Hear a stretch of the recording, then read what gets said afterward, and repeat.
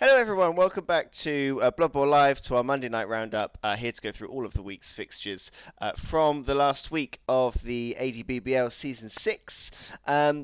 We've got 9 games to go through. We can look at the wild card because the race for that is heating up as well. And joining me this week, I have my two roundup regulars, Tom and Scott, and we're also joined by coach of the Greystone Gladiators, Justin, as well. Justin, thank you very much for coming along. Hello. We've got 9 games to go through. We've got wild cards and tables that are finalised to discuss. So I'm going to chuck us straight in to the first game, wasting no time this week. Our first game was Dead Star Belgrave versus the Wolverhampton Shamblers. It was one of the last games, one of 2 games we've got this week, one of the last ones to be played in the Group of Death. So a good place to start in the Group of Death. Arguably, based on how the season had gone already in this group, maybe a more surprising result than maybe a slightly more surprising result, but maybe not surprising who won. Justin, you have played both of these coaches. You played Jane last season. We'll talk a bit about Jane first. Um, how difficult was the hand she was drawn going into this year?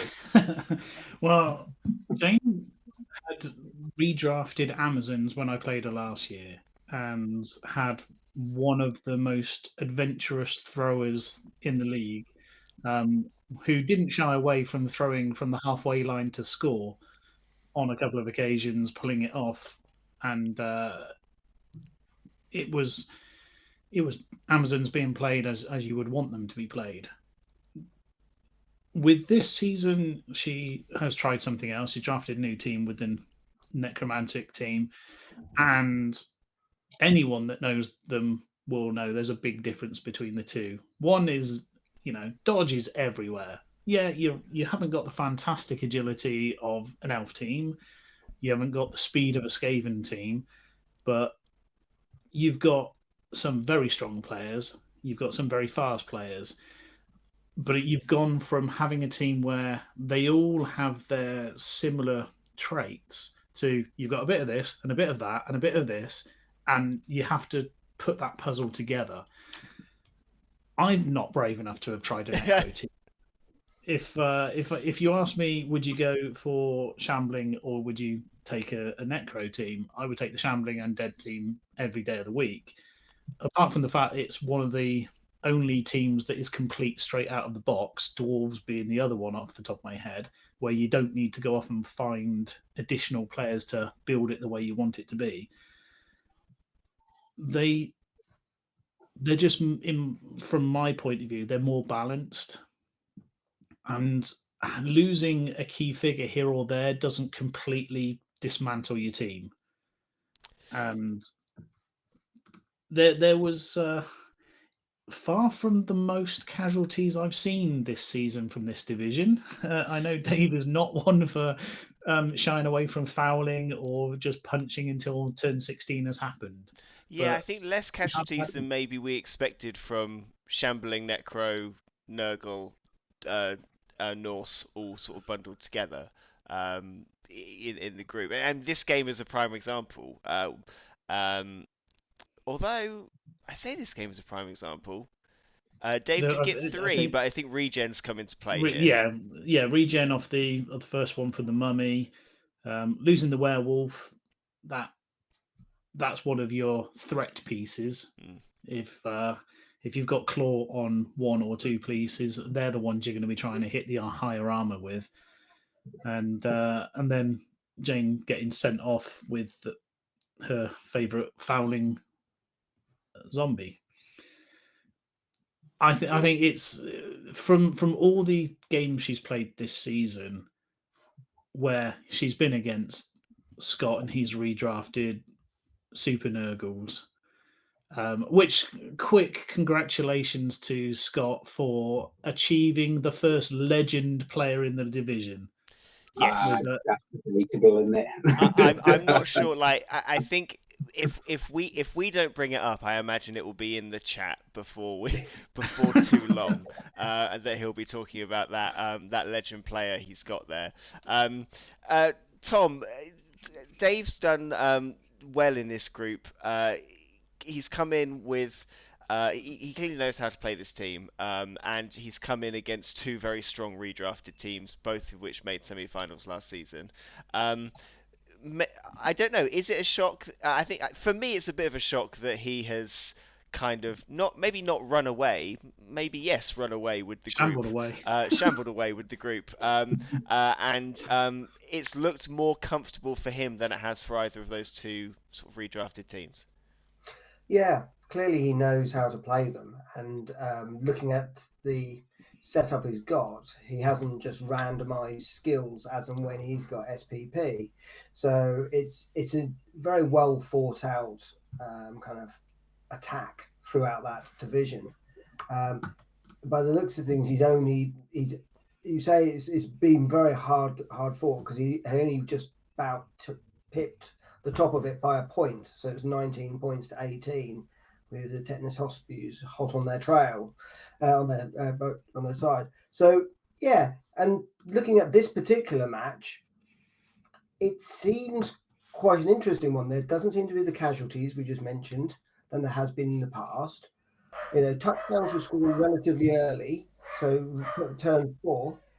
And yeah, unfortunately, a bit of bad luck during the second half by the looks of things with the loss of the werewolf, and then everything suddenly kind of falls apart with a kind of last touchdown for Jane and her team in last kind of turn 16. So yeah, it's a shame that it's finished her season like that, but it looks like she fought through right to the end. Yeah, I think credit to Jane, because I would have been immediately disheartened if I'd been drawn in that group. I think there are three people who I've played and had mixed results against, and I think I would have been immediately sort of disheartened. So yeah, to play through, she's played every game. She's put up a fight, played sort of some interesting tactics in each game. Scott, on Jane's kind of team, the way that she went in this season, she took very few positionals at the very start. Mainly took zombies with the kind of intention of taking lots of fans, getting as much money as possible, and then trying to sort of build the team kind of as she went. So a really challenging group. She gave herself a challenging roster. So I mean, just kind of credit for the perseverance, I guess. I think without that, we talked about this the last several weeks, and hopefully Jane will continue to try and develop this team. The fact, if you look at her setup as well, she's only got 5 skills across all of those players. So that tells you everything you need to know in terms of the strength of the opposition she's against, not allowing her to build up those, invaluable experience points as well. I saw on the Discord that, Luna was not behaving, and as Justin said earlier, to lose a werewolf is a big, big miss for this one as well.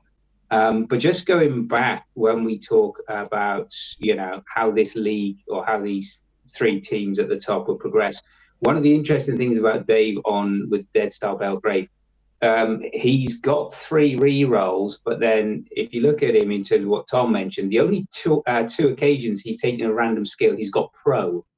So he's up to 5, in effect, re-rolls for that team per half. That's not bad. Anyone I'd be quite happy to have 3 re-rolls on a Skaven team. And as a result of that, if you look at his results, I think he's done incredibly well. Jane's been, she was drawn the short straw of the draw. Hopefully it won't come around that for season 7.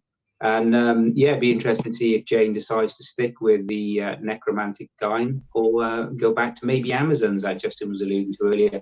or something totally different? Look forward to it. Yeah, I think speaking to her before she went into this game, her thoughts were definitely she had SPP she could have spent. She didn't want to. She wants to redraft some of those players so that they arrive next season with the SPP. She hasn't spent treasury, so she's got the treasury to take with her as well, so that she's got the best kind of best sort of base to start with next season. So yeah, a season to forget maybe for Jane, but she could be a strong.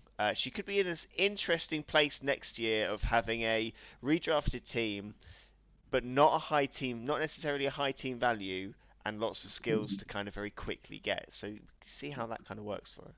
With what you're saying about her SPP, like just looking at the team as it is now, yeah, she's doing it the right way. She's not getting the skills that she could get straight away. Both of her runners are sitting ready to take a chosen primary.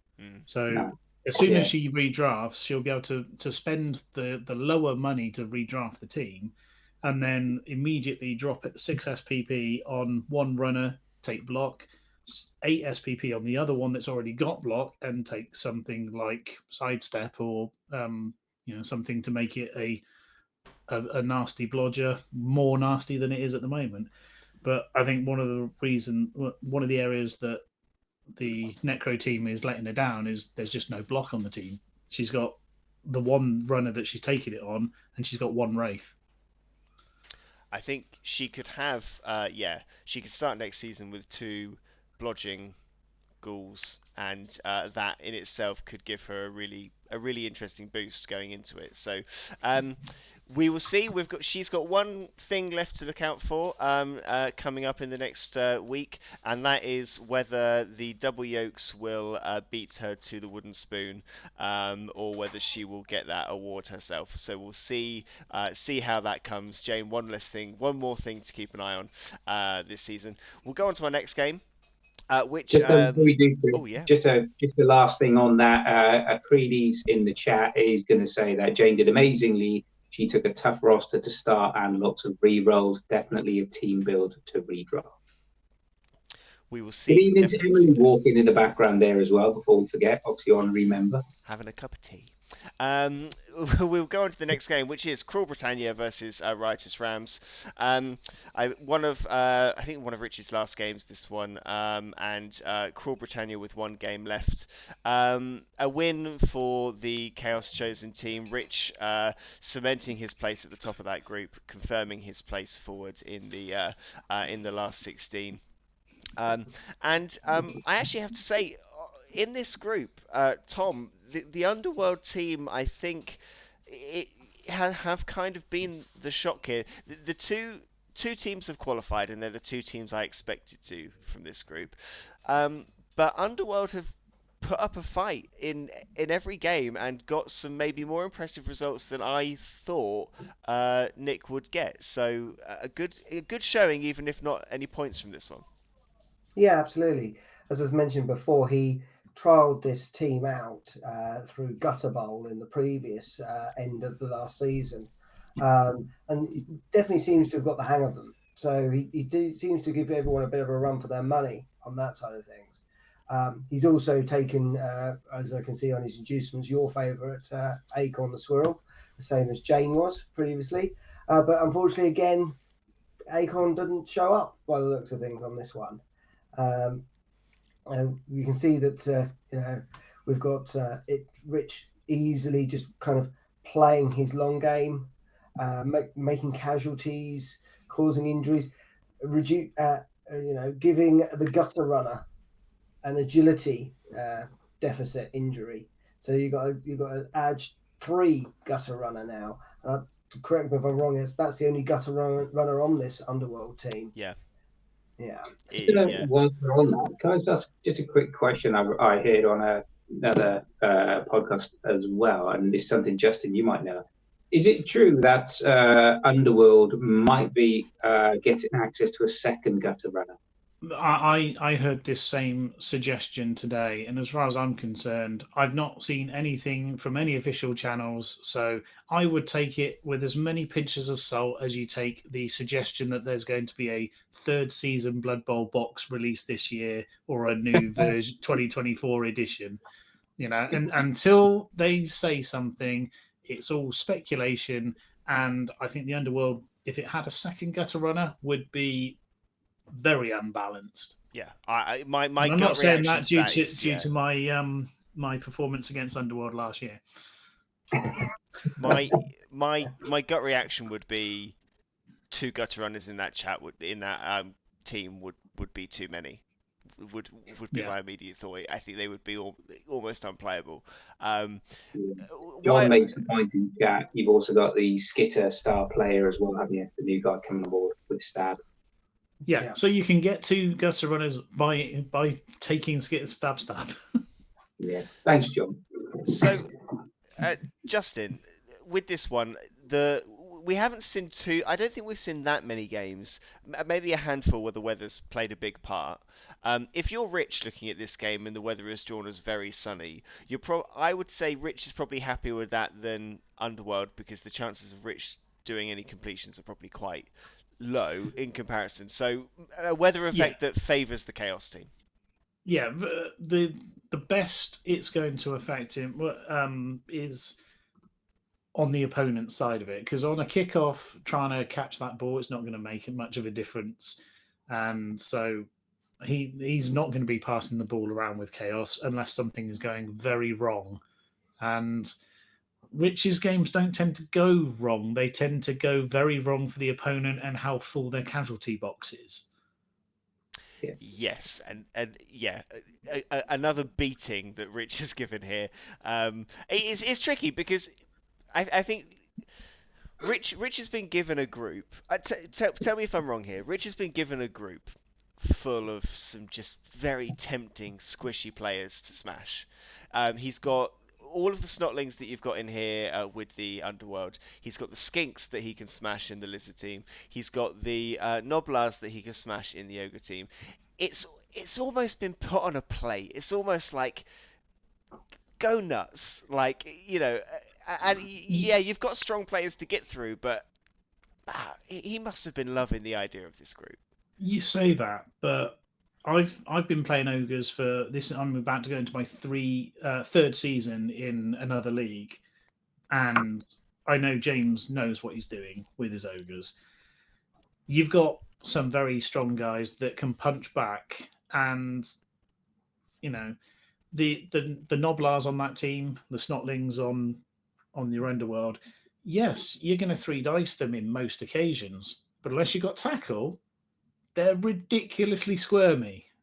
And you just watch them go, that's fine, I'm going to dance around and just annoy you, because every time you're punching one of these little insignificant low-cost linemen, you're not hitting someone who's valuable to the team. And they'll almost always have swarming, well, if not on the ogres, but yeah, you can usually get inducements to get Riotous Rookies and just have a bunch of them. And you don't care if they die, because they're not affecting your team value. So you're going to get bribes, you're going to get all sorts. It will help promote a player in the sense of they should get more casualties, but it's not going to affect the team that loses them, because in most cases, if you get a skill up on one of these squishy ones, Skink's less so, depending on what it is if you're doing randoms. But if you get a skill up, like I got Leap as a random on a Noblar, there's no way that player is staying on my team, because why would he ever try and leap over a player when he can dodge through it on a 2? Yeah, it's. So I guess a question for all 3 of you then, with regards to Nick. Rich is through. We're going to see Rich. Rich is once again, as he has been for a number of seasons now, got one of the scarier looking teams that he's taking through to playoffs. We see this quite often, that the wild cards tend to come from the groups that are quite tight, either a tight top 3 or a tight bottom 3. Kind of tends to be where the wild cards come from. In this group, Rich and James have sort of cemented themselves as the top 2.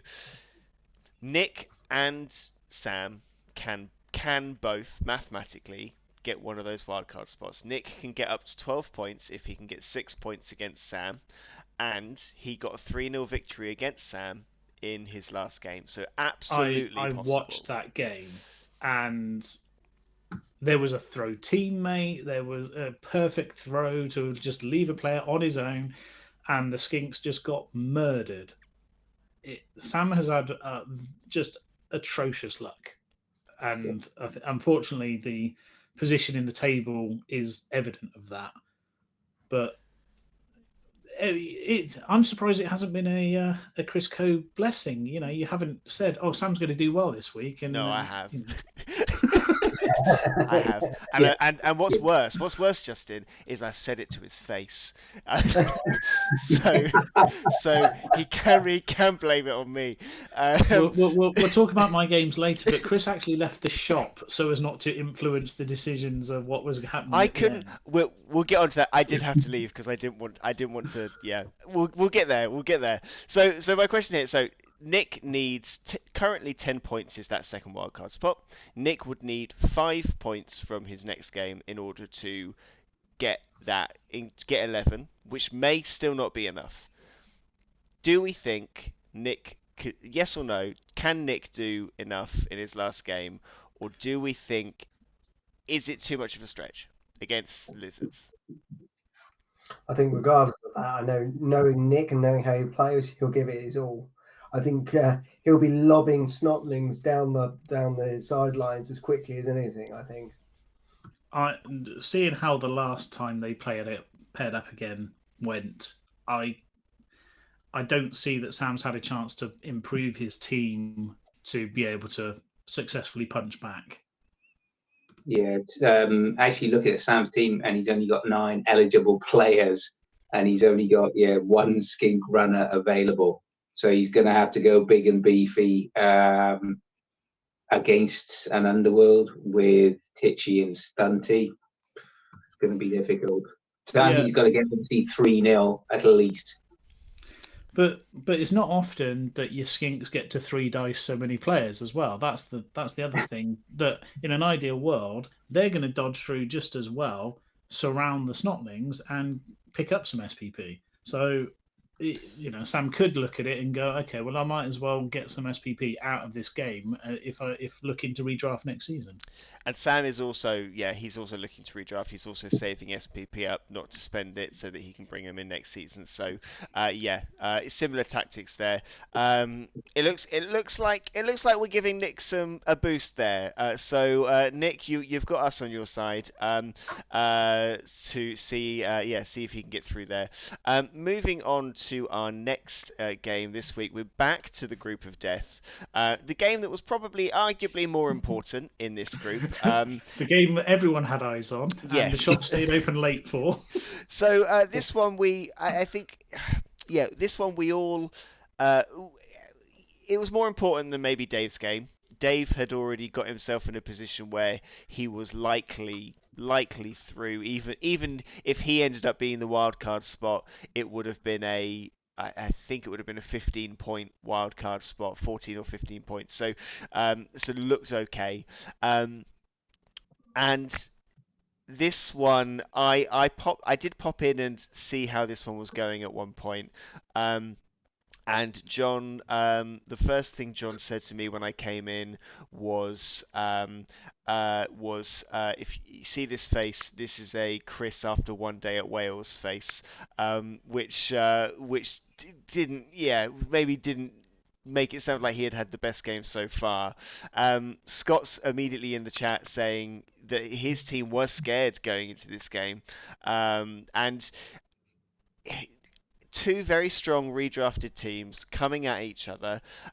Scott in a position that maybe he's not normally in, where he's got the inducement money and even taking a star player into the game, which is not something that he would have been in, not a position he'd have been in much at all. I don't think I knew how this game was going to go at all. I think I'd be lying if I told you that I saw 1-0 either way. I think I thought it could be just a draw and they would both kind of bump themselves up a little bit. Scott Scott will be very happy for the win. I saw Scott the next day, and he couldn't have been happier if he had all of his players killing elves on that pitch. He was absolutely bouncing with that as well. So, it was a good game. As you said, the last time these two teams met, it was a 0-0 draw, and they sort of waltzed around the centre of the pitch. It was really a very close, very tight attritional game. When I spoke to Sky, he was explaining his tactics. He went left, John followed. He swung right, John followed as well. And he said that's the way he sort of did it. And he had one opportunity, which is at the end of the first half. He took it. And then, of course, he had the drive for the second half as well. And it just felt that the momentum, as soon as he got that first casualty, and it just started, seemed to build and build and build. So, again, a really tight game, a really good game of top quality Blood Bowl coaching. And as I think I put in the comments at the time, it felt like they were playing to avoid Elliott in the draws. So it'll be interesting to see how that goes.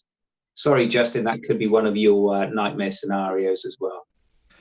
Anyone could be one of mine, depending on what happens.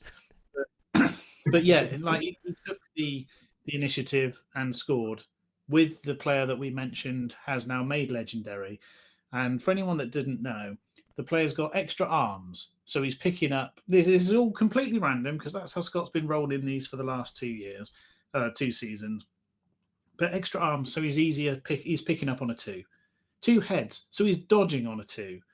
Very long legs. If someone is going to try and throw, then you've got a harder job. Big hand, even easier to pick up. Foul appearance, if you try and block it, you might not get the chance. And prehensile tail, if you try and dodge away, you can't use dodge.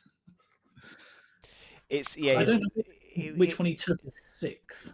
I think foul appearance was the last one that came in. Right. So we've got John in the chat saying well done to Scott, stood up to the Norse line and waited for foul appearance to kick in, and boy, it did really good tactics.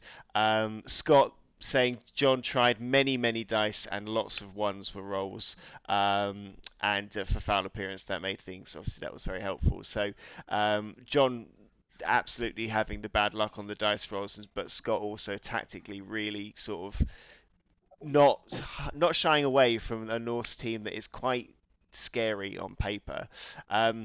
Tom, it's a win for Scott. He cements his place in the playoffs.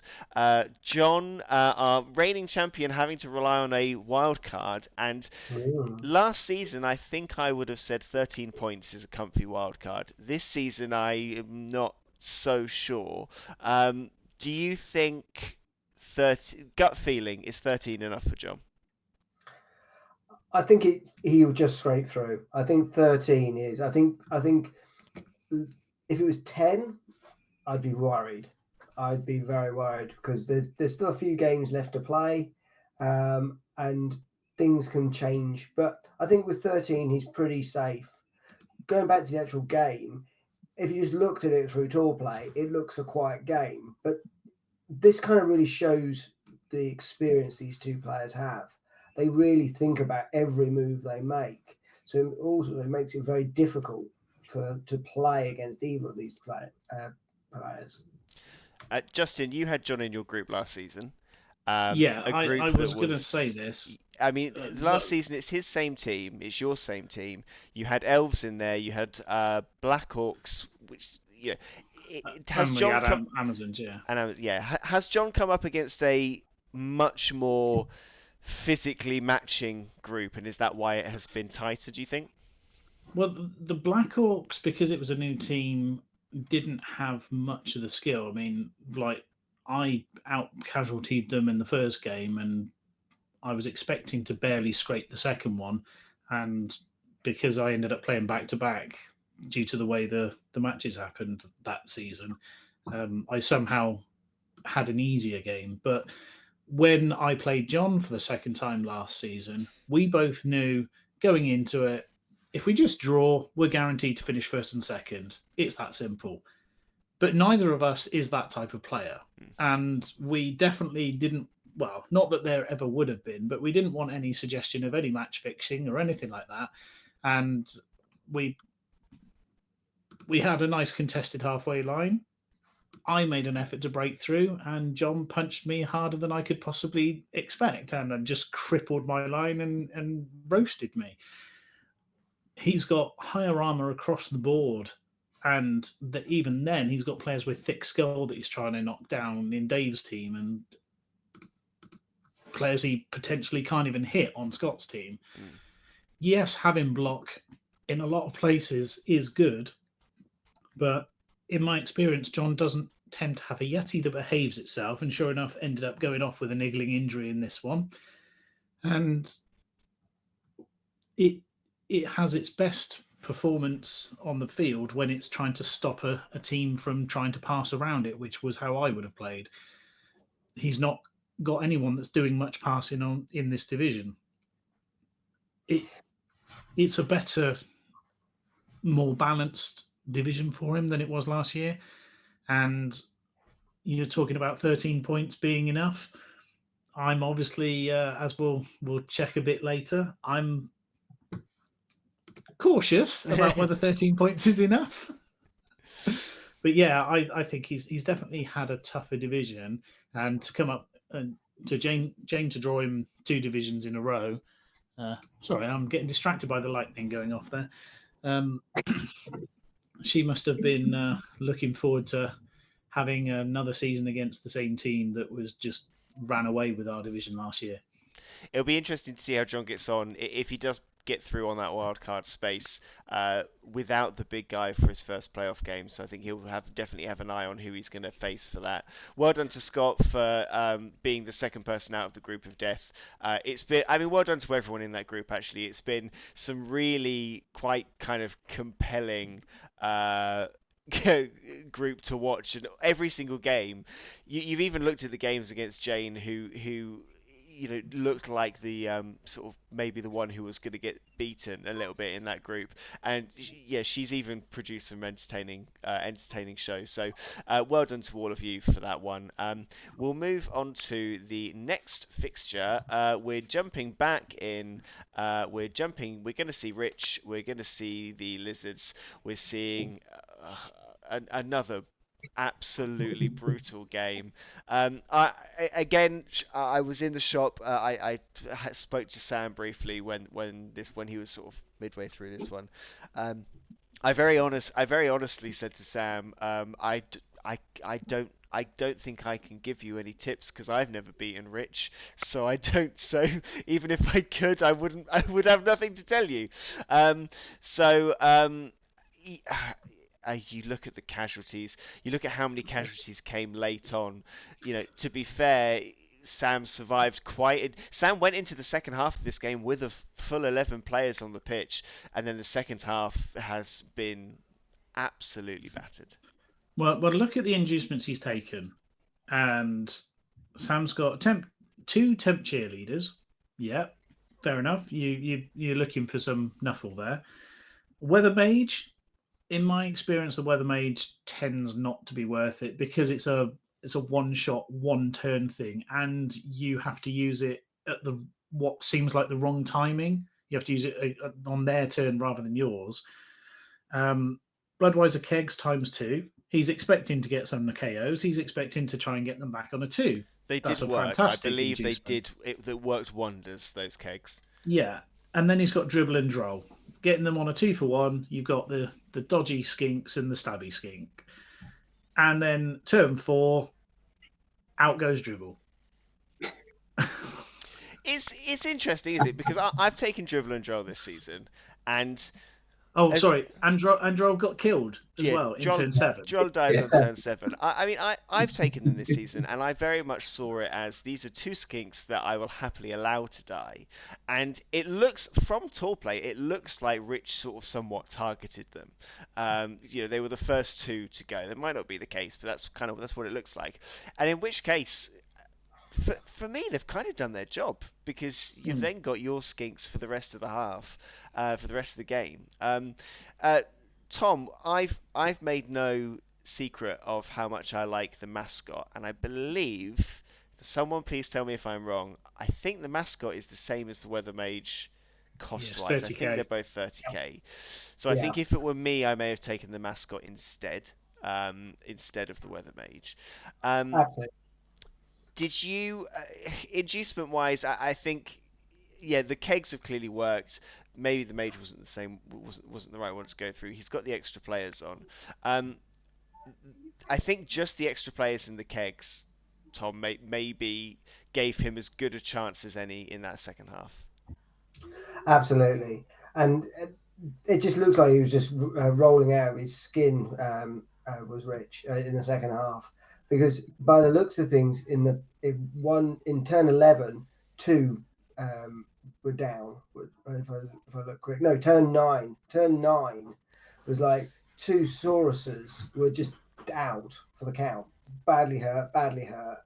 Then there was the touchdown for the lineman, and then it just started to get even worse. The skinks covering the pitch by the end of it, absolutely laid out. So yeah, it just looks like the dice were on Richard's side.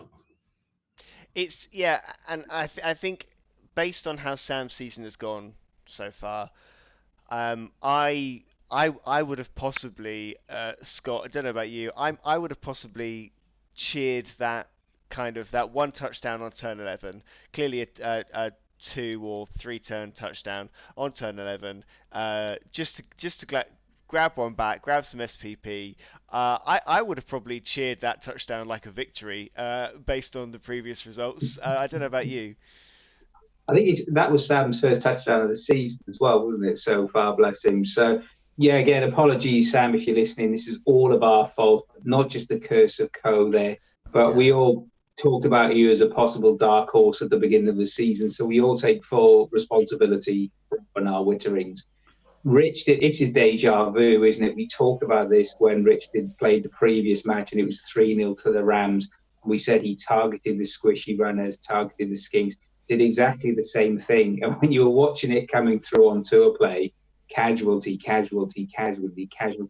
And then when Sam did post the picture of a full KO box and a full injury box, you've had one of those days.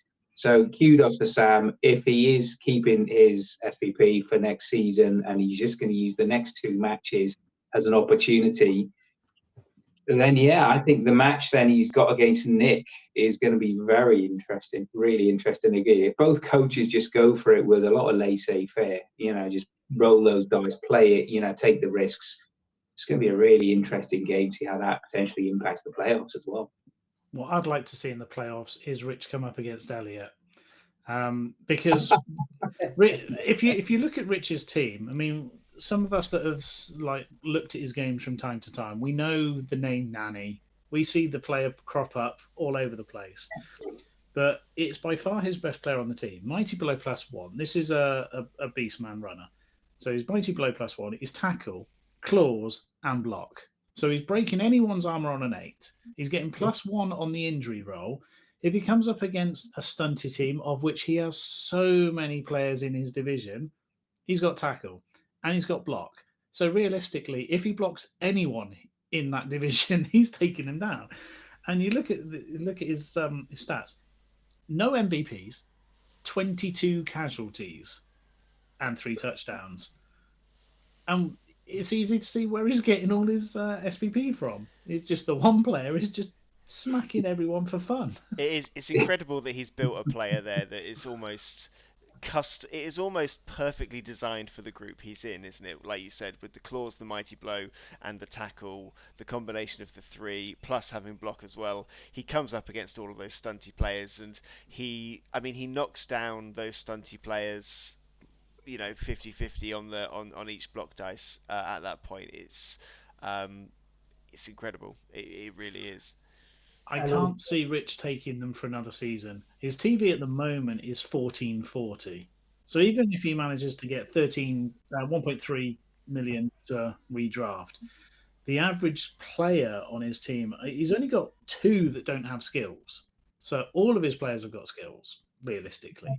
They're all going to cost 20 to 40k more because he's already redrafted 1 season, and Tall Play will, as it should do, make you pay for 2 seasons if you redraft again. I can't see him redrafting, or if he does, it's going to be a decimated squad from what he's got at the moment. Yeah, it's Just to kind of also just mention here, just looking at tour play, he's ranked third in the United Kingdom with this team and seventh overall in tour play. So that's a well-earned position there. That's an incredible team. It is, I don't know whether we'll see them for a fourth season. We might do, we might not. I think they are definitely. I think almost Rich went into last season looking pretty terrifying, and I think after going out of the last 16 last season, this season I almost didn't. I was looking at other teams, like looking at the Numpties, looking at John's Iceborne Raiders, looking at Tetanus Hotspurs.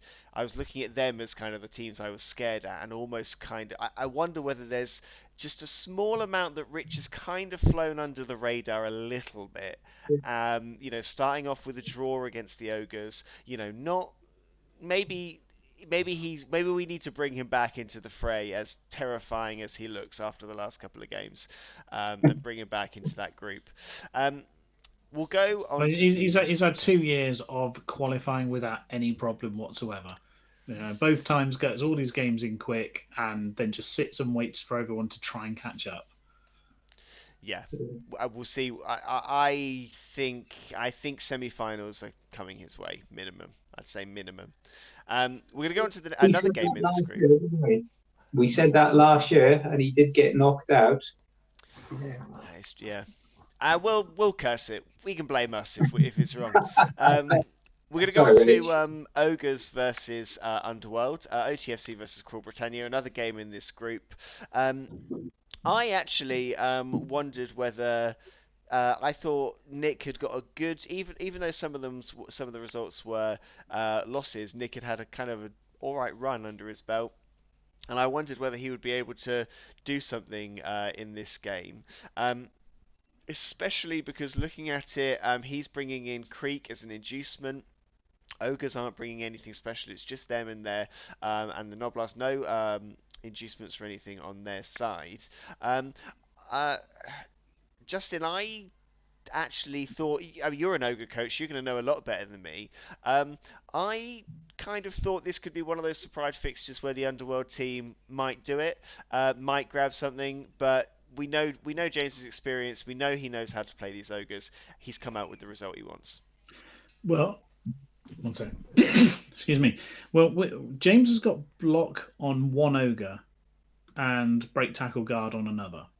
So if you're bringing Creek in, he's got a reasonable chance of getting a one die, smack him down, get him sent off, knock him out for just a ball and chain falling to the floor. There's no detail saying that Creek was sent off, so he must have used his "I'll be back" to come on for the second half, or failed a knockout, assuming that that's how he went down. But with regards to the rest of the squad, they're all just generic Ogres. He's just got one punter and 4 blockers. It's difficult if you don't have the skills to move that Ogre squad, because if you're trying to form a Noblar cage, people can just walk straight through it as if they're not there. And it's very easy to, if you're carrying the ball with an Ogre, you can take those 2 dice uphill because they won't have block and they won't have dodge. And so you can both down, knock them over. Pow, knock them over. Defender stumbles, they're down. If you've got stripped ball, you've only got a 1 in 6 on each dice of it being a bad roll, because you'll take that both down every time if it sacks the ball carrier on an Ogre. Because even if they do get back up, they're only speed 5. They're not going very far. And you've got Bonehead. The key to playing an Ogre team is to not activate them if you can get away with that, activating them. But then you've also got to be comfortable with swarming with your Noblars. I was saying before we started streaming, Noblars versus Snotlings is great fun, because you can just walk up to them, bring in 2 friends, and now your strength 1 guy has 3 dice, and it's glorious. But there's no particular information on the match to say much of that happened, other than just lots of fouling from Nick and the slow 2-0 for the win. Yeah, by the sounds of it, Scott is in the chat. He said that he saw this game. Nick quite unluckily failed a rush and a pickup on separate occasions to score. So it sounds like there were two opportunities Nick had to get a touchdown and failed one roll or another on the way there. So it sounds like it's sort of one of those deceptive 2-0s that is maybe a little bit closer than the scoreline would suggest. Scott, I believe this game, now it's not going to actually tell me when I look at it, but I believe in this one he would have been without his gutter runner as well, because we saw in the previous details on the previous fixture that gutter runner got a stat bust. So he would have been without a gutter runner for this game, I believe, unless he's bought one. Just looking at He must have had a casualty against Creek, because turn 8, there's a casualty. There's no injury on the Underworld team. So it might be a miskey then. But Scott, I mean, as a coach who 2 seasons in a row was not be happy with a gutter runner deciding that they're not going to be there for that game, compared to a Skaven team, how much of an impact is missing that gutter runner going to have to his Underworld team as probably the scoring threat that he's got? I think it's going to be significant. As much as when you play Skaven, once you've got 2 to 3 gutter runners, you've got that speed and that pitch coverage up, in your locker. Yes, we've talked about it tonight. Justin mentioned it there in terms of the knobbly, in terms of the snotlings. Yeah, they've all got sidestep, and they can be the most frustrating, annoying things to take 2 die blocks against of all times, because you're just going to get a push. That's all you're going to get. Push. Oh, I'll go there. And it is really frustrating. So I think for that 2-0 win, and supported by what's been said in chat as well, Nick really seems to be bringing this team together as well. Be interested if he does decide, next season to redraft this. If he was to possibly bring in, gutter runner star player and have 2, how would that go with it as well? It's going to be very good. I did actually have a question for Justin as an ogre coach, and we talked about this last week. When we look at James's team, in terms of, I know there are only Noblars, 10 to a penny. He's got a couple of Noblars there with some decent SPP. You've got 8 on the one, I think it's 7 on the other. What would you do with those, Justin? Would you just let them be, or would you? Now, I heard the discussion from last week on why is James sort of sitting on people with stat busts and things like that, and not sacking them and getting another one. But in my experience, if you're playing an ogre team, it's very scary for your opponent if you rock up with 6 of them. So you want to save. You're either going to buy as many as you can and not have the rerolls, or you're going to stack your rerolls early while they're still cheap and then just save for the ogres. That means not bothering to waste 15k week in, week out to replace the Noblars unless you want a flooded bench. And so you're going to keep ones that are armor 5 because you expect them to get hurt and killed anyway on armor 6. Armor 5 is not making it any better, and if anything, you just leave that one as your sub for until you're forced to put it on the field. I know that's definitely how I played it. With regards to the SPP, it kind of follows the same way.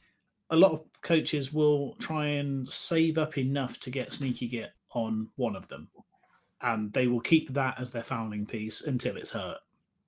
Or you'll just random them, and if you get something silly like leap, you sack them and then buy a new one. But by not investing the SPP in the first place, he's keeping it a free lineman in terms of his team value, which means that he can, even at this stage, still only have like a 1-1-1-5 value to it. He's not giving away inducements unnecessarily, and he's potentially, if he comes up against someone like Rich, close to being able to afford to bring Morg along. James commented on the video from last week, saying sort of similar to what you said, Justin. The linemen are low-cost linemen, so they don't affect your team value. So they're gonna get squished. What harm is it keeping them, even if they end up being a sub? There's no sort of real need to get rid of them when they've got a stat bust, sort of like the ones that he's got, especially. Tom, you played James last season. I think James wasn't as confident of coming out of this group with this team, but he just brought them, has had a great time playing them. Are you do you think are you surprised at how that he's got out of this seemingly maybe easier than he thought he would? Or did you ever doubt his ability to get out of this group?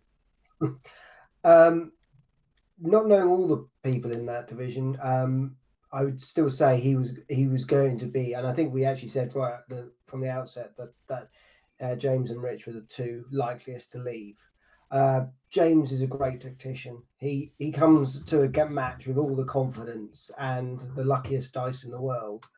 So he's very much a guy who knows his team. And it's interesting just hearing what Justin's saying and just learning a little bit more about how to play different teams. He clearly has done his homework on how to play this Ogre team. I don't know whether this is the first time he's played with this Ogre team or whether it's a team he's played with before. He used Ogres in the tournament that was held at Aardvarks last year, because I came up against him with my pre-league elf team, and we were up for what was at the time effectively the semi-final, and he brought the white dwarf along, and he was just going, okay, this turn that player is getting a skill, now that player's getting one. He knows what he wants to do. If he's got inducements there, he's going to spend it wisely. Yeah, so he's going to potentially be a thorn in a number of people's sides during the playoffs, I think. I think he could be a playoff team that he won't be a playoff team that I will underestimate if I get drawn against him. I think you could look at the squad and you could say, okay, I'll take that, but actually, I one of many coaches I want to avoid in the next round. We'll go on. We've got 4 games left to get through, so we'll move on to the next one. Justin, we're on to the first one of your 2 for the week. We're on to Biting Bats versus Greystone Gladiators, and I will. I'll let you tell us what happened, but I will start off by saying that I'm putting it up there as one of the most entertaining matches that we have streamed since we've been doing the streaming, because so many things were being thrown about left, right, and centre, from Nuffle, from the weather, from everything else, that caused such chaos, and yet it was still, regardless of what was thrown at you, it was still such a close and entertaining game. It was really great to watch. So I ended up effectively for Andy being back-to-back games, because if I had thought about it, I should have tried to arrange the games the other way around, played Harrison first and Andy second. The idea was that our division was going to have a day, and unfortunately Tom had family emergency come up and wasn't able to make it. So it ended up just being me playing orcs and playing the other vampires, which, as you mentioned previously, is something that happened 4 times in our division, obviously V-Vamps. And last time I played Andy, I got a rather flattering 4-0 win, which looked fantastic on paper.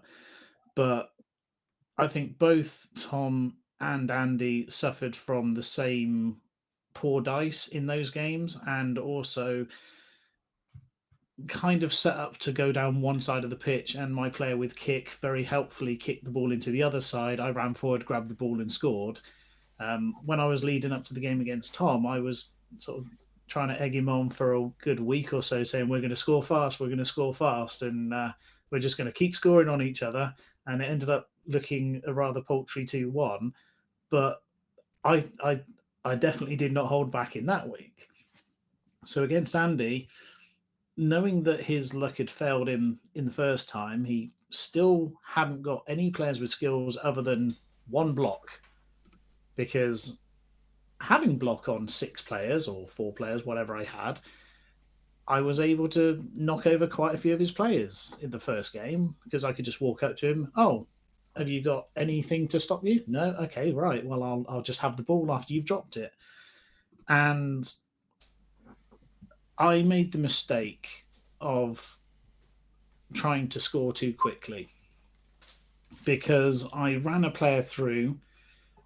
I ran my bountied player, my speed 9 catcher, straight through to the other side, so that everyone started thinking he's going to try and throw the ball over the top now.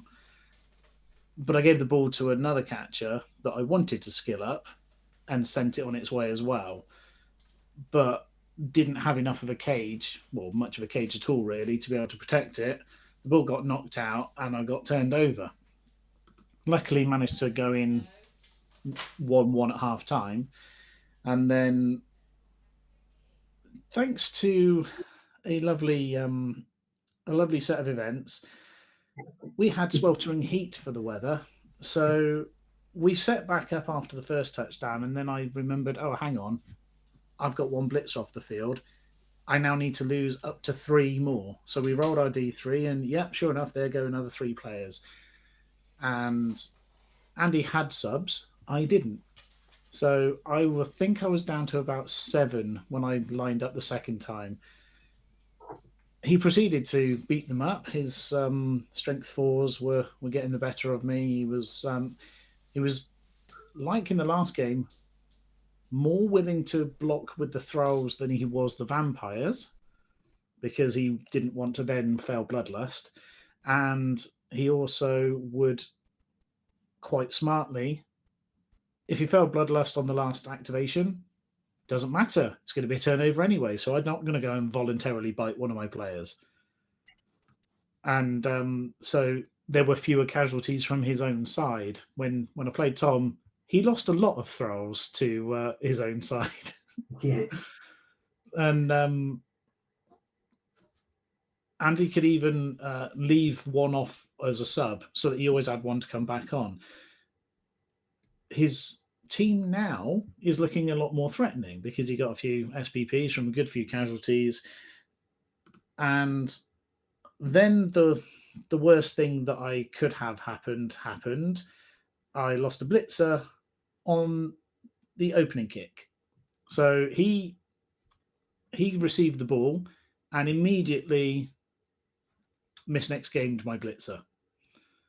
So I not only was going to lose it for the entirety of that match, I was going to lose it for the next match as well. So there goes one of my best players. And then, yeah, we go on. I start trying to cheese a few vanity passes, but the player with kick gets killed. And of course, I'm then thinking, do I use my apothecary to stop him getting a free throw? But it's a lineman. I've got 5-6 players that have got decent skills. They cost a lot of money. I need to save it for something better. And it didn't really matter because he then killed another lineman, so he would have got it anyway. But yeah, I suffered 2 deaths and 5 casualties by the end of the match. And we were losing 2 to 3 from Nuffle every time that there was an end of a half or an end of drive. And at one point, I was lining up with only 3 players on the pitch, and still almost scored with it. It was quite incredible to watch. Like you had so few players. 1-0 down, you managed to get the equaliser, and then even the pressure was on. You were putting more pressure on Andy than he was on you, even when Andy was going for 2-1 and he outnumbered you by about 6 or 7 players. It was phenomenal. My question to you, and this is the side of me coming out that likes to cause trouble in work meetings, is do you think even just a tiny bit, was there any part of you that went into this game having won 4-0 in the previous fixture, thinking I've got this, it's nice easy game? Yeah, that maybe thought like, I don't need to worry about this one too much. We'll get the result. Is there any part of you that you think had that mentality? No, and I was saying to my partner before I went down, I've got 2 games today. Against orcs, I'm not expecting to get any casualties because of their high armor. Against the vampires, I stand a chance of getting some, but realistically, I'm giving away 200 TV in nearly every match. So everyone that has played me has had a chance to bring on star players or mercs. And this was the second turnout for Captain Karina in our division, as she played 2 games against me. He didn't use her ability to bite my thrall, bite my player in rather than a thrall, because he didn't need to, because he rarely found bloodlust. And yeah, just having so many extra players and having strong players at that, I was happy to get something out of it. Like just started, got 1 pass really, and knowing that I was 2 players down, including my kick player, as well as missing a blitzer ready for the next game, I had to, laugh it off and know that Andy must have felt more or less the same way the first time we played. It wasn't because he did anything wrong. It was because when I needed to, my dice were right. I mean, you saw when it works how awful it can be in the next game that we'll talk about. But yeah, I nearly snatched victory with 3 players because kicking the ball deep and it luckily bouncing to, I don't know, 3 or 4 spots away from the touchline, I managed to dodge all my players round to pressure the thrower, and I blitzed with my blitzer to 2 dice him. I made all the dodges I needed to just run through tackle zones to get there. And then, we'd had a press to Nuffle, which said, "Oh, cool, it's actually a 3+ for a rush now, not a 2." Yeah. So I rolled a 1 to get there. I re-rolled it and got a 2, and then immediately picked up my dice and rolled it and got reminded, "No, you've fallen over because you needed a 3." But if I had those results, the ball carrier was going down, the ball would have got dropped. He then only had a throw near it, and I more than likely would have picked up and just scored. It was just end-to-end stuff. There was almost a moment of heartbreak on the stream where you had done the dodge in to do the block, or done the rush in, to do the block, and then I think you rolled the block dice and Andy went, "Oh no, hang on, it was a 3 up, not a 2 up," and there was kind of that that almost heartbreaking moment of, I was there but I'm not there. Tom, it was also the fact that I'd done it with the 2 other players to surround the ball carrier and worked out the one place I had to hit him from. If I potentially could have 1-diced him and not had to do the rush. Tom, so this game obviously quite important for you and your group. Before, we now kind of know the situation after both games have been played, but going into it, we didn't know how the day would look by the end of it. Were you wanting this result to make your whole group closer? Were you wanting the other vampire team to lose so you've got less competition to go for third? What was this result kind of completely thinking selfishly about your route out of the group? In hindsight, maybe this was probably the result you wanted, but was that what you were thinking before the game?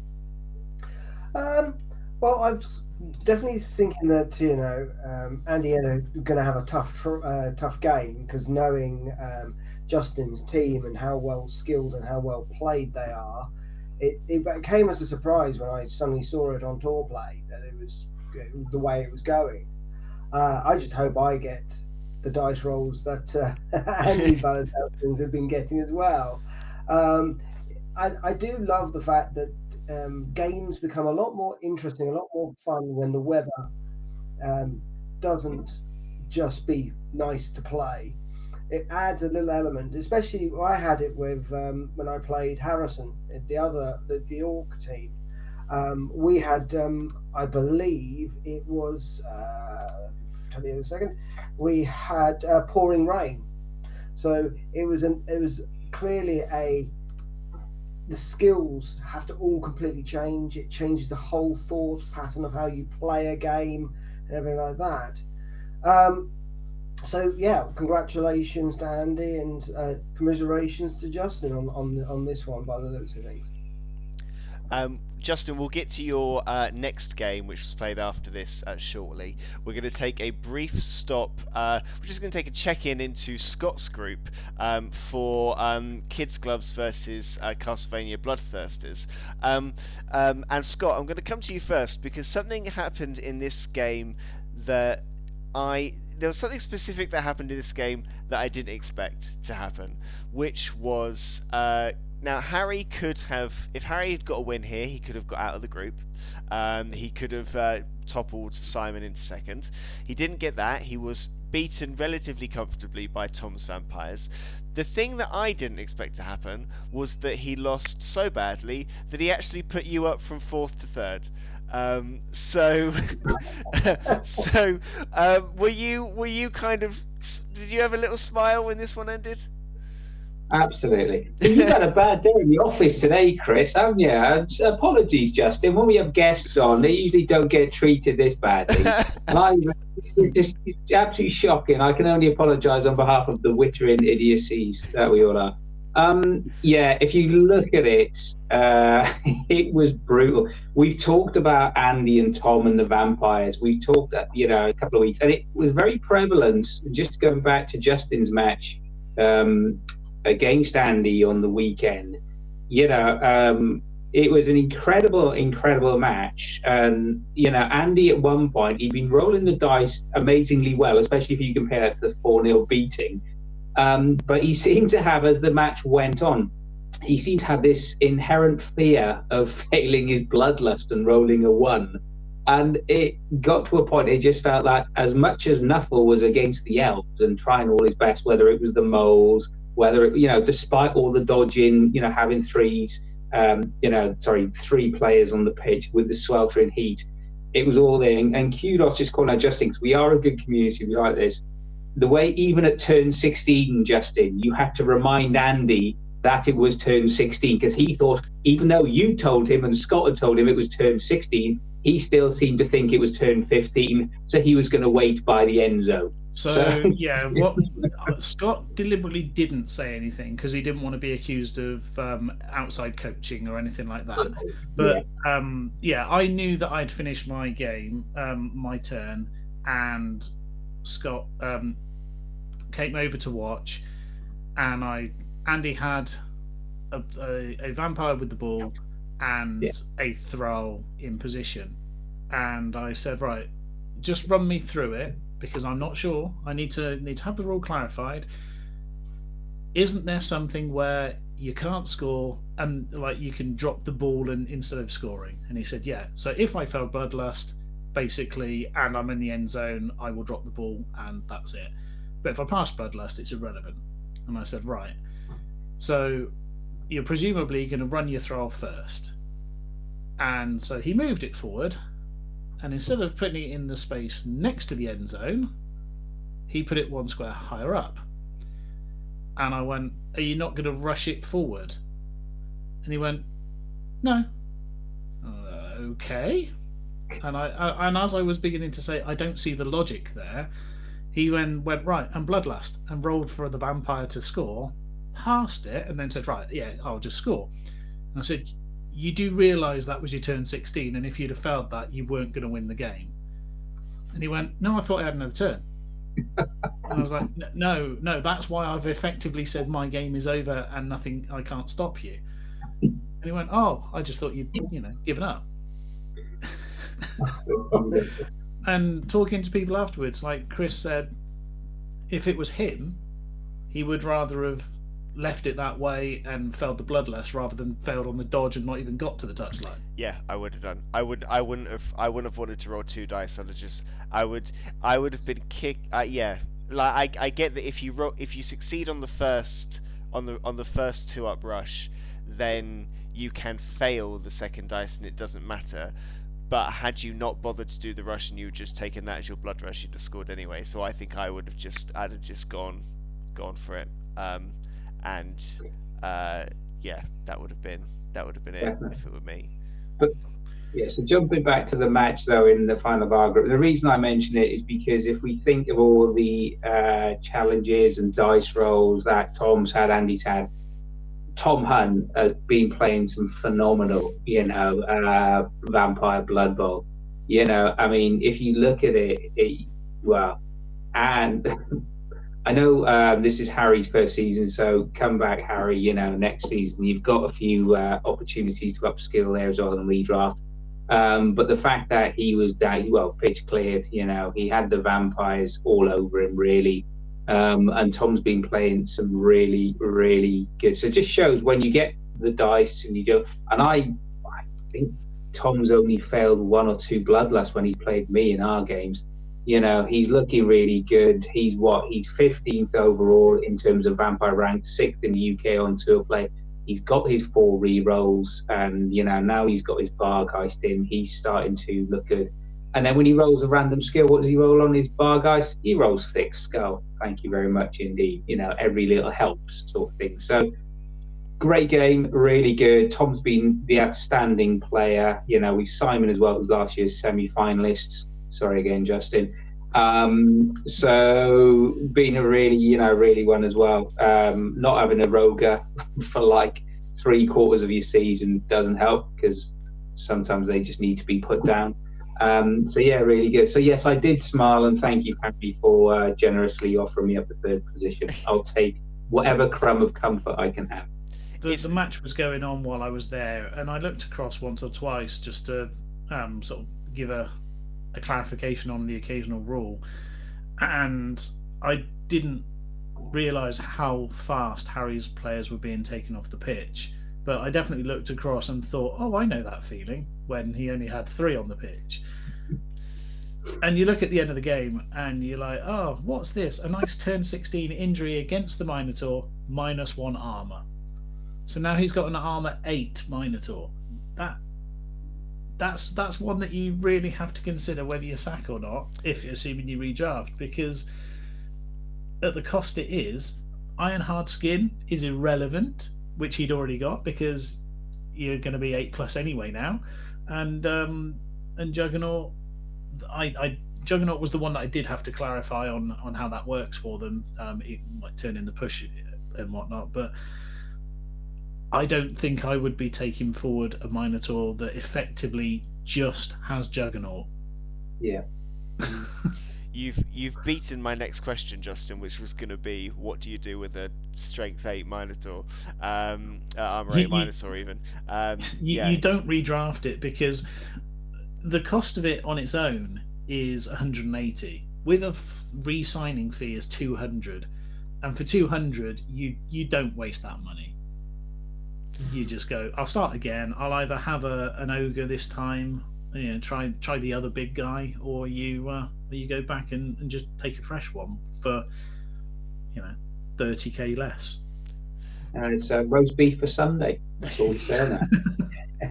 So Tom, looking at the vampire squad here, he's got Thick Skull on the Vargeist, block on a thrower, dodge block on a runner. The Blitz has got no additional skills, but then the Thralls, he's got block on 2, he's got frenzy on 2, he's got pro there. I've spoken to a few different people who think that while we're talking about the Johns, the Scotts, the Riches out there, I've spoken to a few different people now who think Tom could be our under the radar guardian angel that could stop Elliot. Because it could be a different challenge for those dwarves to face. You're cursing the vampires already, aren't you? I'm gonna feel so bad if it turns out that I'm cursing them. What do you think? Do you think that he's on a good run with a good team here, and he could be someone that we look out for to slow down some of those stronger teams? Well, he's got the right skills because he's clearly saved up for those skills. Because only the Thick Skull, the 2 Frenzies, and the Pro were actually randoms. Everything else was saved up for and bought. So basically, block on those vampires has been brilliant. He'll be undeniably a danger, especially with hypnotic gaze as well. So you throw in a hypnotic gaze and then run up with your vampire runner, for example, that's got block and dodge and blitz, or one of the other throwers run up and blitz on a dwarf that hasn't got tackle, hasn't got block. That's a nice kind of thing. Plus, you got strength 4 against a strength 3 player. So yeah, it'll be nice to see. It would be good to see some, the dwarfs getting a bit of a pasting. Tom is in the chat. Tom, I'm sorry, I'll say nothing more. I'll add you to my list with Harrison of teams that I boycott talking about to make sure that I don't. The damage might be done. I'm sorry. I'll stop. I'm moving on. Just before you do, I'm waiting to see if he's got 11 SPP on one of his throwers. I'm interested to see whether he is trying to save for a secondary, or whether he's going to be picking a primary, because it's in the prime target where if he can wait, see what his matchup is in the playoffs, and then take a skill to suit his needs. I think he said that there were some plays where he's maybe waiting to see his opponent before he makes the move.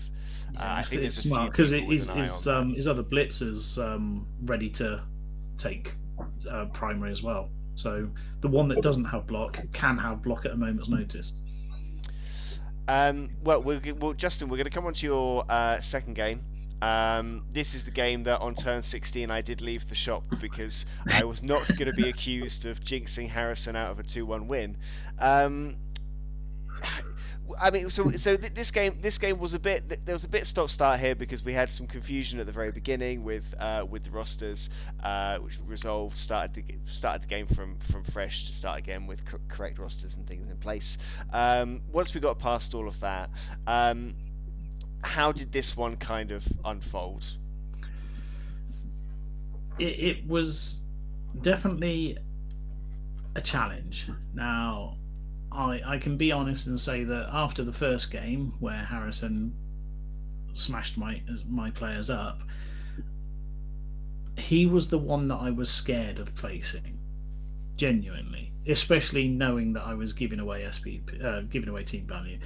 And last time he induced, because as I say, everyone's getting inducements against me, he brought along the sneaky get dirty player Merc, which I am going to go on record and start a petition to ban it for next season. This is the second game he's taken this player against me, and knowing that I've got some of the most expensive squishy players in the league, it's a prime target for those people. He also brought along Helmet Wolf, and having played in the tournament where Helmet Wolf just walked up, or even a Goblin Chainsaw, just walked up to my players and started cutting them down, I've suffered there too. So I was quite happy to see them both on the pitch, and for me to get a casualty quite early on in the first half and kill one of his linemen, kill the dirty player. I didn't have to worry about being fouled on after that, because I didn't think he was going to be wasting his time doing it with his lineman. And I managed to KO Helmet Wolf on about turn 3. He didn't wake up from KO, he was then sent off. So he was gone. Now we're back to what was very quickly like 9 aside, because I stamped on a player and I immediately get sent off. So out of interest, were you kind of fouling in response? Like, because would you normally be looking to foul in that scenario because you're ahead on players, or were you kind of doing it in response? I don't foul with elves. The game where I played Tom and there was a lot of fouls, that's because the opening kick gave us a bribe. Okay. And we fouled and fouled and fouled until we had to spend it. And I didn't win the whole match without needing to. But ordinarily, elves can't really afford to sacrifice a player because they're so expensive in the first place. You have to make, if you're going to take the fouling game, you tend to try and weigh up the cost of the player you're fouling with versus the cost of the player you're going to get rid of on a success. So if you've got a star player, always go for the foul if you've got the chance. If you've got a gutter runner, you're going to stamp on it as fast as you can, because a dead gutter runner is better than a dead elf, despite what Scott may say. That's right, Scott. I'm on your side, mate. I'm on your side. That's right. We've got history. Yes, I deliberately took a tackle player just to take out that gutter runner, and then made it miss the next game, and subsequently he might have knocked me out, but I'm responsible for him getting knocked out. But yeah, I went into the game thinking, in order to finish the division, finish the group games top of the completions list, I need to get a couple more throws. So I started thinking about how I can get some passes in, and I wanted my thrower to be my best completion rather than my blitzer, which is what was happening from the previous game. So when you look at it, you say, oh well, I've got 3 successful catches by the end of the game.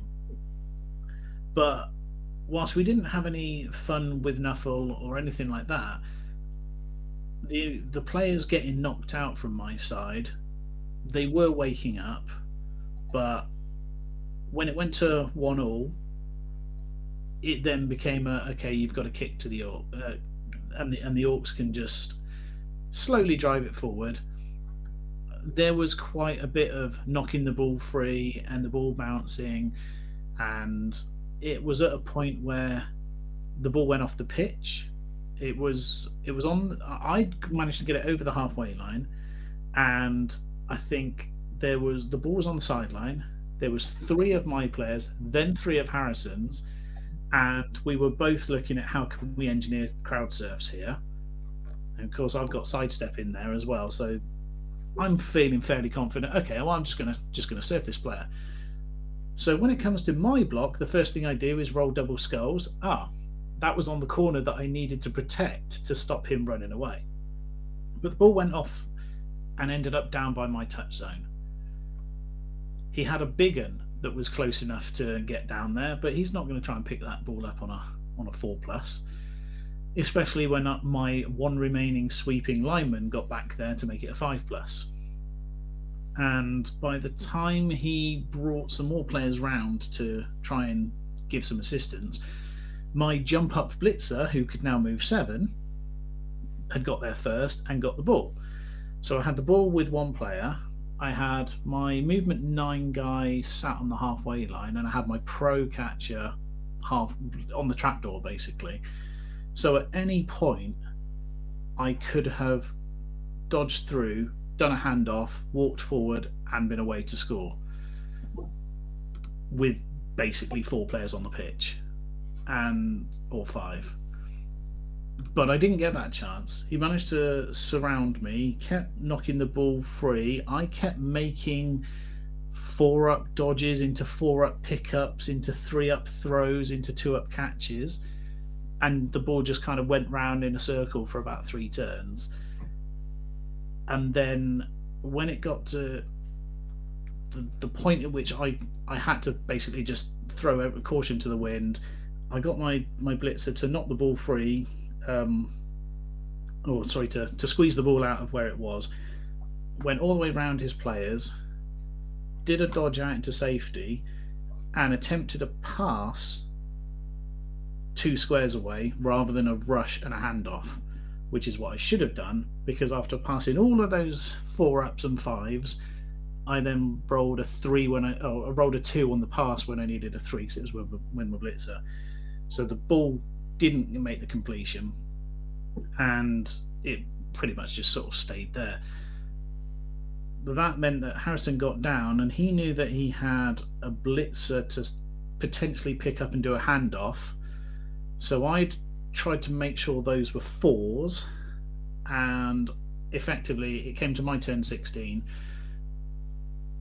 and I dodged my players out from the side they were being safeties to come round to try and push his guy that had to pick up the ball to try and score further away.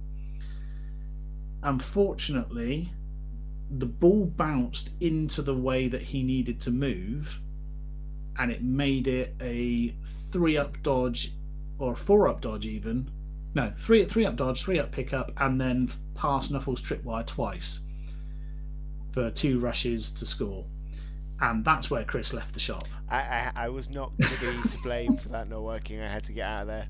I had to go. I just stood by the glass waiting for a thumbs up from Scott behind the counter to tell me I could come back in. Scott, a question for you then on this one. Harrison now tops the group with 14 points. Miraculously, 2 games left to play. Miraculously, there is still a scenario that exists that 14 could be wildcard and not be qualification. It's an unlikely scenario. Many casualties and touchdowns have to take place in every single game that is left. 14 looks like it should be okay, we think. Would you want to face him in this next draw? Would you want to face an Ogre team coming up with if you were sort of there with your Skaven? I would just like to get through is the first thing. Whoever we end up playing after this season's performance. It feels like I've just set you up for a burn there, Scott, and I honestly didn't mean to. He really has had a bad game. People are going to start to think this is scripted and we know what the hell we're talking about. So thank you, Chris. We'll have to speak to Emily to see if she can put something in your tea to calm you down. I thought that this way was really another great one to watch. I think Harrison is really playing it well. I know you're sort of his sponsor in the shadows, as it were. No, I'm not. Yes. I thought the dodging that you had done, Justin, with your elves was phenomenal. It reminded me of Chris with his halflings at his best. Just throw the dice and you will never fail. It just goes with it. So I thought it was really, really a great match. My question: I don't think I failed any dodges. I think the only thing I failed was 2 dice blocks and a pass. just the minor things. My question for you is going to be: I can see 13 points being enough. When is Andy and Finkmore playing Daryl? We'll come on to that shortly. I think that's going to be the key match for me in terms of deciding who can go through, who will get that sort of second spot. But I think at the moment 13 looks about it, and I wouldn't be surprised if it goes down to touchdowns or even then to casualties. My question was going to be for Justin. Looking at where you are you going to be redrafting this team because you've got a lot of SPP like on one of your catchers, or are you just going to wait and hopefully if you get through then spend it all? So the SPP on the catcher is because I'm at that point that I ended last season where they're so close to getting a skill up, I haven't bothered to get them the secondary. Because if I get another movement 9 catcher, people will really start hating me. Because it is hilarious just being able to go, oh yeah, I'm just going to send a 1-man army on its own and you can't catch it. But that's the issue there. To be honest, if I get knocked out, which is a very real possibility, and I don't make the playoffs, then I will probably be looking objectively at the many different squads I've got in the house and think I should probably give something else a run out, because we all buy multiple teams. I mean, Tom knows Games Workshop have got his credit card on lock, and something new is announced and he must have it. That it wouldn't be right to keep using the same thing over and over again, and if anything it will force me to actually paint something if I decide to go for something new and help me as a player learn to understand more from the other side of the table.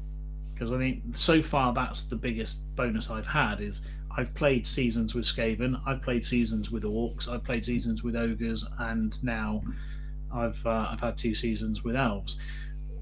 What would I go for? I'm using Imperial Nobility in the Inter BBL Cup.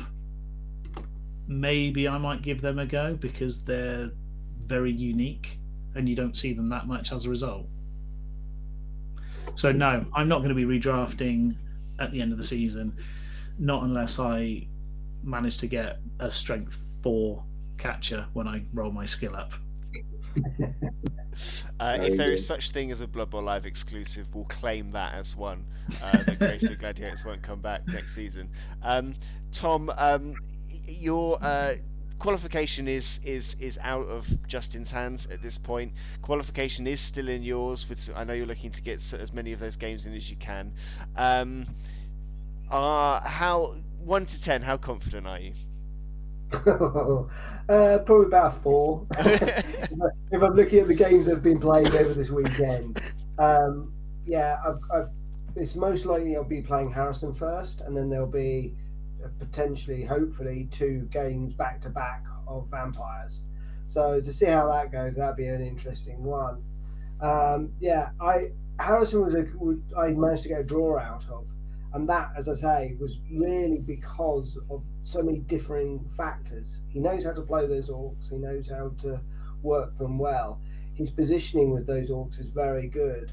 So I'll be looking forward to playing that. I've yet to play Andy. And again, with that, as we've said before, we've got the randomness of Bloodlust in there. But clearly, he's got his hands, his head round how to play his vampires. He is Well, he doesn't play them as vampires, he plays them as thralls. Yeah, well, he's got a lot more on the team than I have from vampire perspective. So it's an interesting lineup. So I'm looking forward to hopefully finishing them. So we'll see. Fingers crossed. We'll be keeping a close eye because your group could decide an awful lot, so it's going to be really entertaining to see how after each game it kind of progresses. And I mean, also we'll see. Your picture could change so often as other games are played as well, and as that wildcard picture becomes different, more and more different. So we will keep a close eye on that. We will go to our last game of the week, which is the Kraken Skull Cannoneers 1-0 win against the Amazons.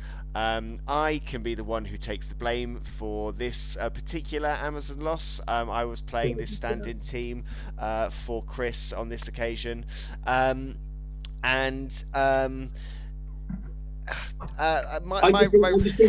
Chris. Sorry, you've been, giving I've been everybody, spicy today, Scott. I've been spicy. I'll sit back.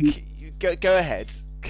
I don't think you can sit there and say, he's the coach. I think you've got to give it to Robert that he's just a phenomenally better player than you are as a coach. And I think we just call it as it is, and you've just got to take that banana loaf or whatever you've got on the side with a bit of humble pie. I tell you what, Scott, if we just leave it at Robert's a better coach than me, I don't need to tell you how bad this game went, and we can just leave it there. Credit to Robert. He's playing this Goblin team this season, and he made all the right calls and had everything to back it up in this game. And I think I did one particularly stupid thing quite early on, which probably put me at a pretty big downfall, which was there was an opportunity to one dice the Fanatic with a player with block, and I thought if that works, that Fanatic's gone and things become a bit easier, and I did it, and I got a push.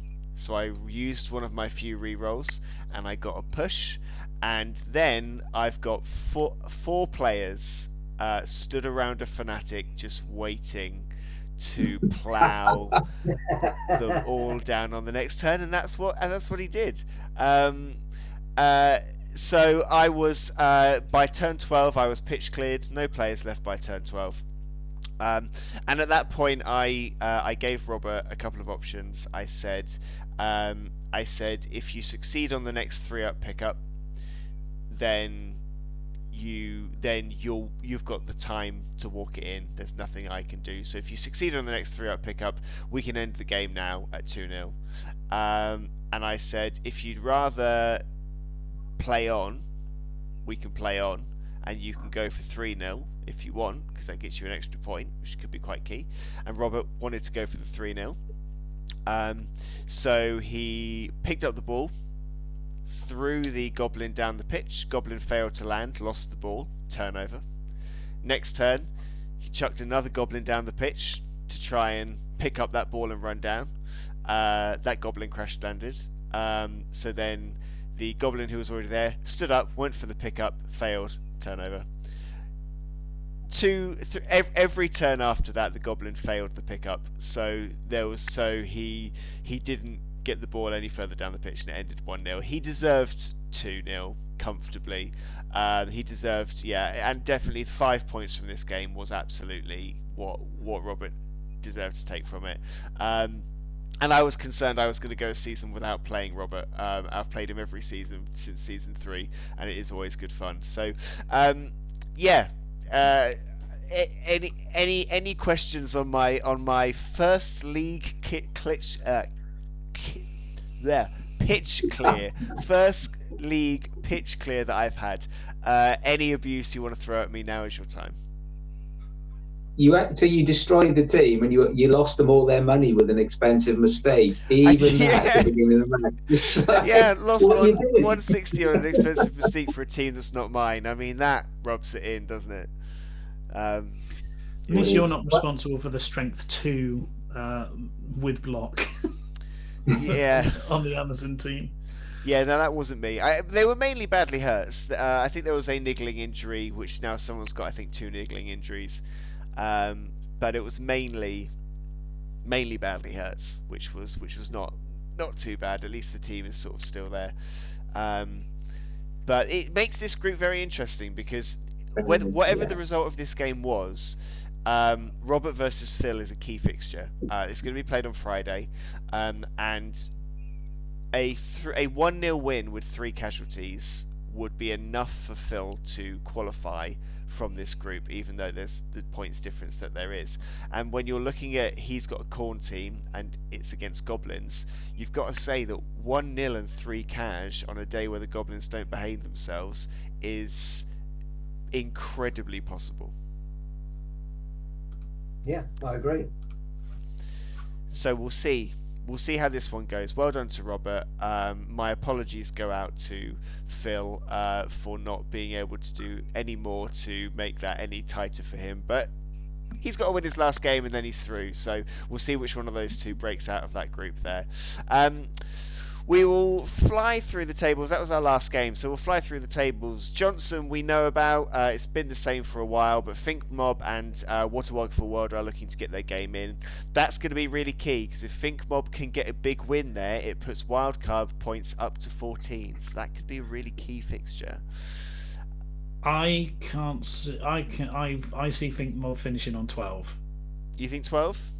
Yeah, I suspect, based off the fact that Darryl is played 5, lost 4, and drawn 1, he's unlikely to turn it around and get a win, which would give 3 points to Andy. But they're orcs. He's not going to get the casualties. So, unless Darryl is forced to field a load of goblins. So if he's not getting the casualties, he's got to win 3-0. And I know I've done it once this season, but it's not an easy task to do. Mind you, Elliot's probably going, oh yeah, you can do 6-0 with dwarves, so what's the problem? A 1-0 win would get him 13. Oh, he'd get the point for clean sheet, wouldn't he? Yeah. So yeah, it could, and 13 we know is already a very interesting, very precarious number for that wildcard spot. Bifford is the same. JD is currently in the wildcard spot on 10, so he'll be keeping an eye on that Think Mob game, because even a draw with a 0-0 draw would even put JD out of that spot. So in Vermouth, Cruel, Britannia KO and the Double Yolks both can get into the wildcard slots on 11. Sam can get 12 points. Nick can get 11. So again, they'll be keeping an eye, because if they get up to 12 or up to 13 points in that top game, it's over for both Cruel Britannia and Double Yolks. The Group of Death is finished. We know what that looks like, and John will be keeping a firm eye on these wildcard games to see how they go. Shawbrook Hut, we know there's a number of games left to play there. This again, huge for the wild card, this one.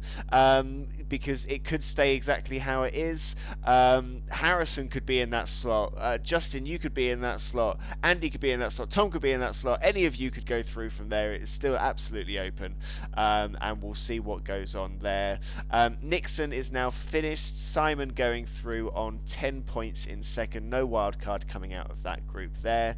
And Murdrak as well. Numpty is comfortably top, and as we were saying, Phil needs a 1-0 win with 3 casualties would be enough to get him through on casualty difference, I believe. So it would be very tight, but it would be enough depending on what casualties happen in that game.